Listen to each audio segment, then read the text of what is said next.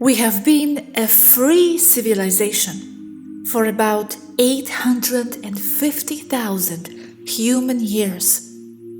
But earlier, about 1,000,000 Earth years ago, a very strong reptilian invading force invaded the Vega area, the planets Avalon and Lyra, where what we call our ancestors of some 400,000 races of human-like beings lived in peace, and therefore did not know how to defend themselves.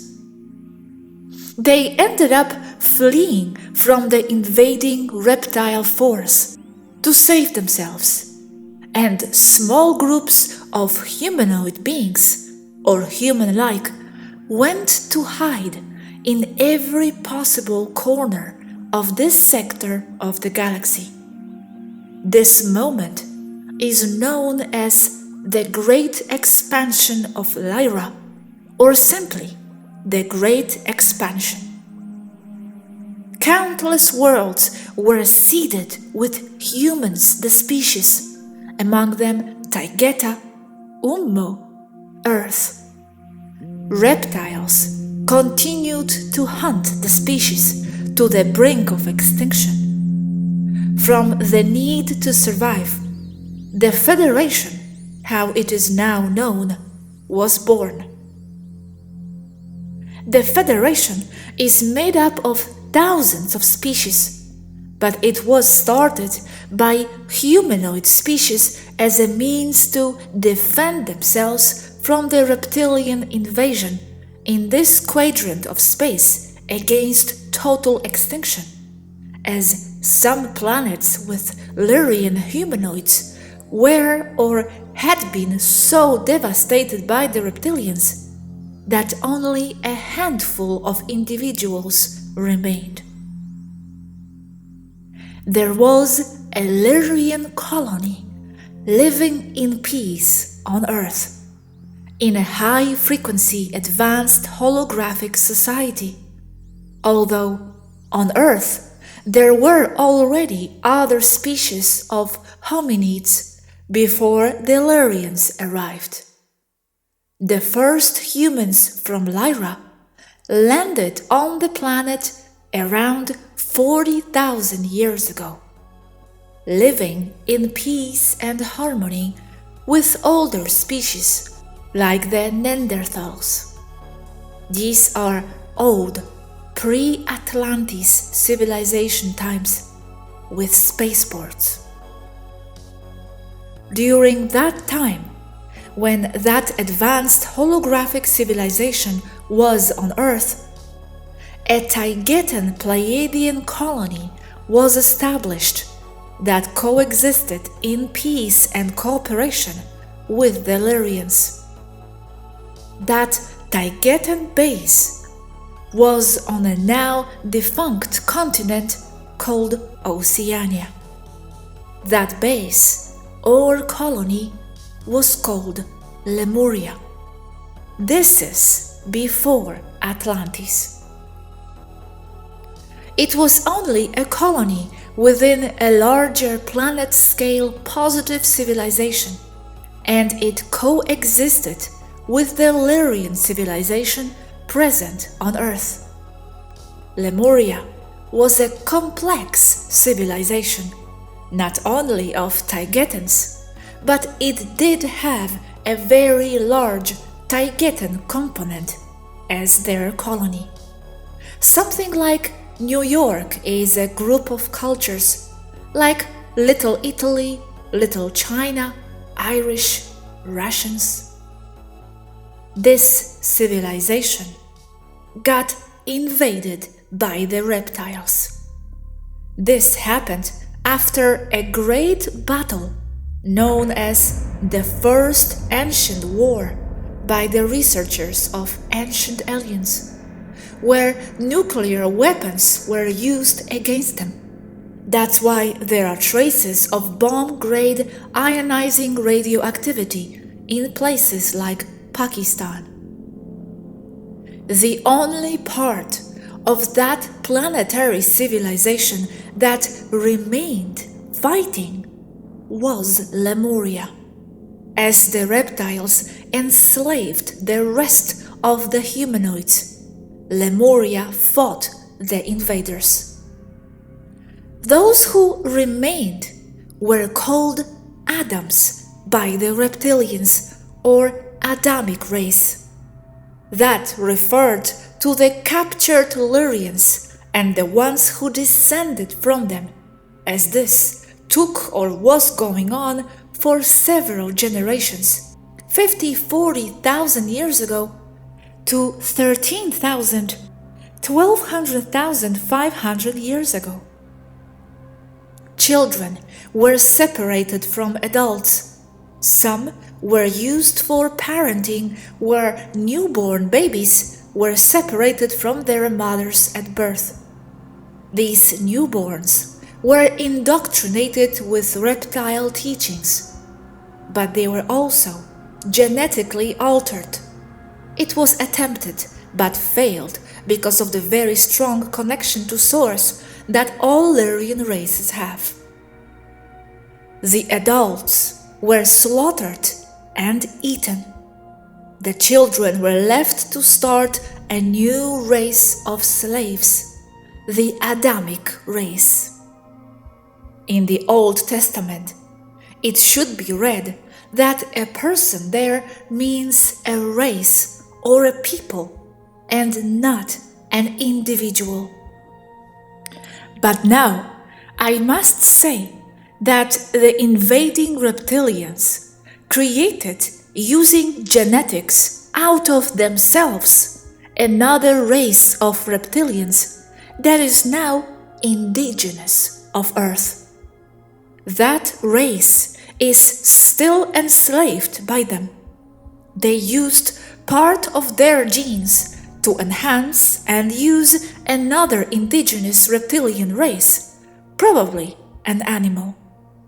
They did that right before the confrontation of Tiamat, and right before the flood that destroyed it all, their technology and civilization, to be explained shortly. That created reptilian race survived the flood, and they are the ones that do all the reptilian low, dirty work for the supreme reptilians. The first two attempts to do the same with the anthropomorphic Lyrians didn't work because they all had a very strong connection with Source and the spiritual. The Lyrian genetics is too strong. So if they suppress a gene, it will emerge again because of the high consciousness of the people. So they decided not to try to genetically suppress humans, Adamic race or Homo Atlantis, and opted to suppress reptilian DNA. So in the end, what the Sumerian tablets say is false, because humans were not created on Earth, nor were they successfully limited genetically. The limited ones are the reptilian slave race. The Lyrian Homo Atlantis are only limited by belief in a genetic manner. Humans are limited only because they believe to be, even with aging. This is very important as a topic, because I go against what is said in the Sumerian tablets and other places like the Popol Vuh, insisting that it's not humans who are limited, but the lower social level reptilians. Now, we have a problem with naming the reptile species involved here. Some say it's the Usungal, others the Kingu, using names you know from Earth. We here do know who they were. We are just not sure if the translation for them should be Kingu or Usungal. For us, basically, it's the Naga and variants. The reptiles at that point created their stronghold, called Atlantis, that was over the continent now known as Appalachia, which is now under the North Atlantic Ocean. This is from where the name of the Appalachian Mountains in East United States take their name. Having said that, Atlantis is not a single place because it was an almost entirely planetary civilization. Atlantis is the Reptilian civilization coexisting with Lemuria that didn't give up. Earth has been visited countless times by countless races who have left their influence there. Atlantis is widely said to be a bastion of wisdom and to be very advanced. Very advanced indeed. But it was an almost exclusively reptilian place. People on Earth are mixing qualities of Atlantis with qualities of Lyra, Gaia. But they are two civilizations, where the first, Lyria, Gaia, is the one that was completely like an embassy where countless races coexisted freely. Among those races were the Atlanteans, who come, as their name suggests, from the solar system of Atlas in the Pleiades M45. These are some of those that are called giants. However, there were other races who were also tall. The ones depicted in the Sumerian tablets were apparently reptilians transformed into something of a humanoid appearance for their easier interaction with the Adamic race, descendants of the Lyrian base. And mainly, these are the ones represented as large bearded men in the Sumerian records. However, the Atlanteans of the Pleiades also have beards and similar size, which makes it difficult to follow and explain this historical moment with precision. The Atlanteans are 8 to 10 meters tall. Their skin is copper-colored, brown or black beard, blue, green or brown eyes. Apparently, the Atlanteans influenced several places in Mesoamerica mainly. The last visit of them that we have registered was 600 years ago in the region that today is central Mexico, Tula Hidalgo, Atlantis. They have not returned. They are members of the Council of Alcyone, and effectively by decree of said council, it is Taygeta who represents here the 9 systems of Pleiades M45. Among the races present here, when Lyria Gaia was invaded, were Seleno-Pleiadians and Andromedan bases or colonies in the area that is today India and Pakistan. These races seeded many concepts that would later serve as a basis for Buddha and that led him towards everything he did. Many beings like Shiva were extraterrestrials, and this also directly explains why various beings appear as blue-skinned in India and in that region of the planet in general. They were simply extraterrestrials of Andromedan genetic branches.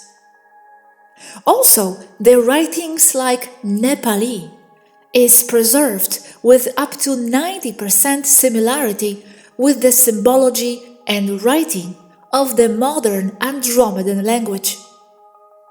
Shiva fought against the invading reptiles, and it is said that he won all the battles.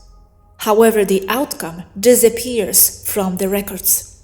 Obviously, the most probable thing is that he has also succumbed to reptilian weapons, with Lemuria remaining as the only place with effective resistance against the reptilian invasion. To clarify, Lemuria predates Atlantis. It coexisted with both the Lyrians and the reptiles of Atlantis. The Adamic slave race of the reptiles, the civilization of Atlantis, Old Testament. What happened at this point is that the Taygetan Pleiadians at the Lemurian resistance base knew that all this was happening with the Lyrian race, and they knew they had to intervene. They counter-attacked and managed to free the enslaved Adams. And now begins Genesis. From the Old Testament, Genesis, it means the genes of the goddess Isis. Adam and Eve in the Bible is this event. As the Old Testament says, the snake, the Taygetan women of Lemuria, went onto the Garden of Eden, Atlantis' stronghold, and gave the prohibited fruit of wisdom to Adam and Eve, the Adamic race, not one man, an enslaved race. They gave it to Eve because as women they had access to the places where they were being held captive, where they were spending time, where the Taygetan women were passing as them. So they interacted with the females first. Then the Eves communicated the messages of the Taygetans to the Adams. The ancient reptiles used the serpent as a symbol for women because of its similarity to the DNA spiral, because it is the woman that gives descendants with her genes. The Egyptian hieroglyph for woman is a snake, and it is repeated in other parts of the world: China, Japan, Mesoamerica, and others. They were naked, without knowledge, and the serpent, Taygetans, gave the forbidden fruit, truth and knowledge, to Evas, who in turn gave it to the Adams. The Adams, the race, didn't have any freedom, and they had no means to reach higher knowledge. This to enslave them, to be naked, not to have knowledge, no clothes, knowledge. The reptiles got very angry because the Lemurians had freed the enslaved ones, and they started a war of extermination against what remained of Lemuria 1200,500 years ago. And this is the second great planetary scale war that also led into the Tiamat incident. But this is relevant in another way. This is why women are always repressed on Earth. This is where it started. The Reptilians in power don't want women to have any rights, nothing, no power, always diminishing women, as a punishment for this. That is why the reptiles, until these days, are against the woman. They attack her and they despise her, taking away the cult of the goddess, for example in Egypt, at a later time. The snake is us, Taygetan Pleiadians. The Eves are the females of the Adamic race who were the first ones to listen to the Taygetans, and then gave the males the information that led to their freedom. Adam, male Lyrian slaves. Eves, Lyrian female slaves. Snake, Taygetan women, symbolizing genetic kinship with the Lyrians. Garden of Eden, Atlantis. Now, where was the Garden of Eden, according to scholars? Between the Tigris and the Euphrates rivers in Iraq. The Atlantis headquarters, not the bulk of the civilization that was planetary with the exception of Lemuria, was right there in Iraq, and some scholars have found it. There in Iraq was the Garden of Eden, or the main stronghold of Atlantis, although the bulk of the civilization was on Appalachia. Reptiles don't forgive this fact, which took away control over their slaves, who logically armed a great revolt and ran away from Atlantis. They were not expelled, they left, because they already knew themselves naked, without knowledge, and wanted freedom.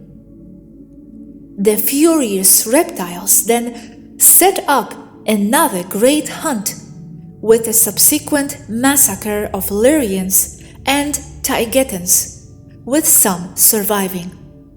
Lemuria was still standing and fighting.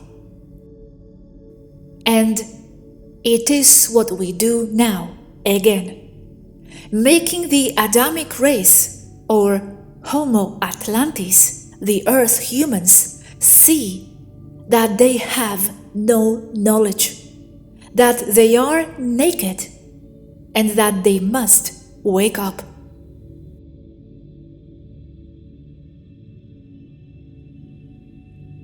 Tiamat. Tiamat, the planet that was destroyed 12,500 years ago, was a very large planet, about 80% the size of Neptune, and was closer to Earth than Mars is today. It was a water planet with few islands and very luminescent, because with its large size, it reflected the sun a lot. And this is the source of all the myths associated with two suns in this star system. Tiamat, being a water planet, functioned as a mirror, which is why they called it the second sun. Ancient records on Earth talk about a second sun. It's not only in the Sumerian tablets, but in scripts from China, Japan, and even in Mesoamerica, in the Popol Vuh Mayan. This also has fueled the Nibiru ideas all over today. This second sun is no other than Tiamat, not a sun, a planet, but as it was a huge water planet closer to Earth than Venus is now, mostly sea, it reflected the sun's light, appearing as a second sun. Continuing with the story, the Reptilians, learning that the Federation was looking for them for violating countless space rules and laws, set up a fictitious base on planet Tiamat to transmit decoy signals to mount an ambush against the Federation. The Federation was on their way already too, to see why contact with the Lemurian base and the Lyrian colony had been lost. A large combat fleet, led by Taygetean, entered and went to Tiamat to investigate the signals, and they fell terribly into the Reptilian ambush. There was tremendous space combat of epic proportions, even by today's standards, and it resulted in the destruction of more than 75% of the forces of both the Federation and the Reptilians. Weapons of mass destruction, zero-point and thermonuclear energy weapons were used, which destabilized the planet Tiamat, creating shock waves in its great ocean that resulted in the deviation of its magnetosphere, resulting in the destruction of the planet. The surface of Mars was also devastated by nuclear and energy weapons. The destruction of Tiamat brought subsequent chaos to all the delicate dynamics between the planets of this solar system. It brought with it a series of cataclysms on all the planets, creating with this a new orbital distribution of all the stars, and as we have said before, the Earth was closer to Tiamat than it is to Mars today. And that is why some of the water from Tiamat fell on Earth, which, as we have said, was a very large planet, almost the size of Neptune, and covered with water, flooding the surface of the Earth that at that time was almost entirely covered by dense forests and had 5 more continents. The flood brought with it the destruction of the reptile civilization of Atlantis and of Lemuria. The upheaval brought the deluge, Noah's Ark legend, that was nothing other than Tiamat's water, some of it pouring down to Earth from space. It's what destroyed Atlantis and Lemuria. Also caused a pole shift, inundated the planet and created the continents as they are now. This also devastated the surface of Mars, so the inhabitants of that planet to this day stay mostly underground. For us, nothing justifies the destruction of an entire planet, and a lot of species karma is carried for that, they say. That confrontation and the war for Earth today is the continuation of the Orion Wars. They are not over yet. They are ongoing today. The difference is that now the Federation has superiority over the regressive reptiles. So, when the floods happened by the Tiamat Wars, as Lemuria was destroyed by the floods, so was Atlantis. Yes, both perished at the same time. Okay, so who remained on Earth? A vastly destroyed reptilian culture with no technology left and a small amount of Lyrian people. They enslaved them before the flood. Then, after, using mind control, as the Reptilians were very few in numbers as compared to the Lyrians, that are now the forefathers of the Earth humans of today, Adamic race. They didn't have any remaining technology, so all they had was the mind control approach. 3D matrix suppression system was placed by the Federation right after the flood. At that time, the Federation was very weak and facing a lot of problems, also because of the cataclysms. I should mention that during the destruction of Tiamat and the subsequent rearrangement of the astros, planets of this solar system, the Earth also experienced a pole shift due to the alteration of magnetic fields. As a result, the Federation chose to install an electromagnetic barrier around the Earth as a wall. It is projected from one of the ships damaged during the conflict, the Moon, old and damaged biosphere ship of the Federation and of Andromedan construction. It was to prevent the negative Reptilians from escaping, while the Federation could return to finish what they started. And thus, the 3D Matrix was born. Asks Robert, what happened with the survivors of the flood? Flood survivors, what remained of Lemuria, Lyrians, and Taygetans there when the earth was flooded, emigrated mainly to the coasts of Japan, what is now South America, and the west coast of the USA. In the Atlantic, what remained of Atlantis, the surviving Reptilians and slaves moved to the highlands of Scotland and Ireland. Asks Robert.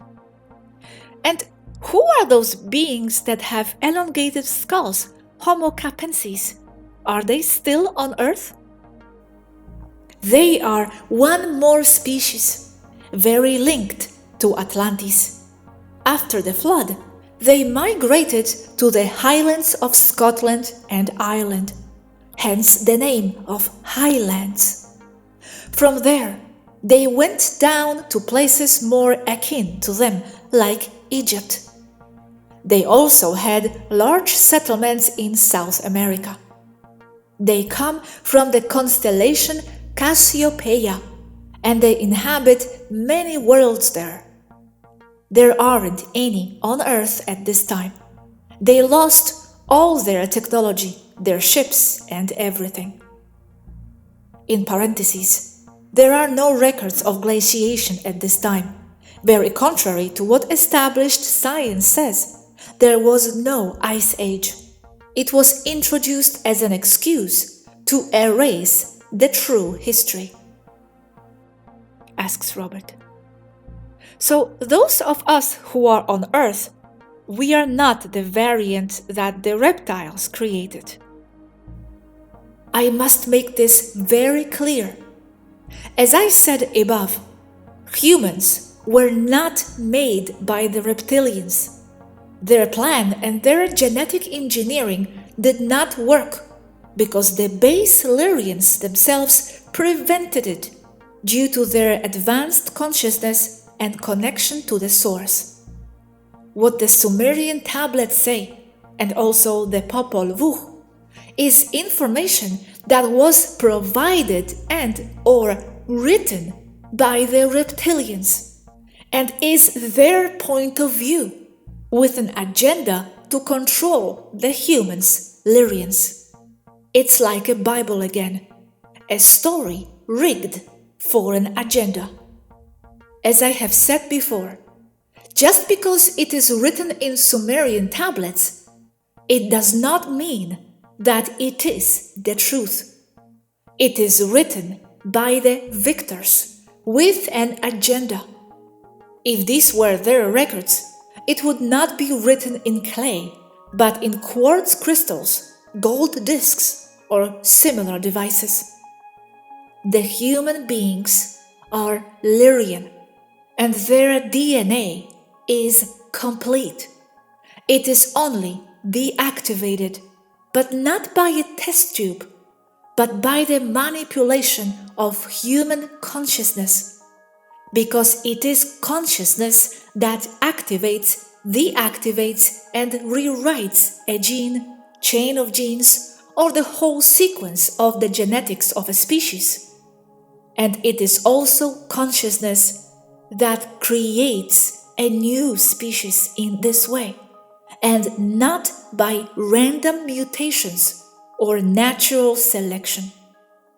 That is why the spiritual awakening of humanity will return your DNA of 12 strands and 24 chromosomes, because it is already there, only suppressed with the use of mind control. The only thing that limits humans is the idea or belief that they are limited.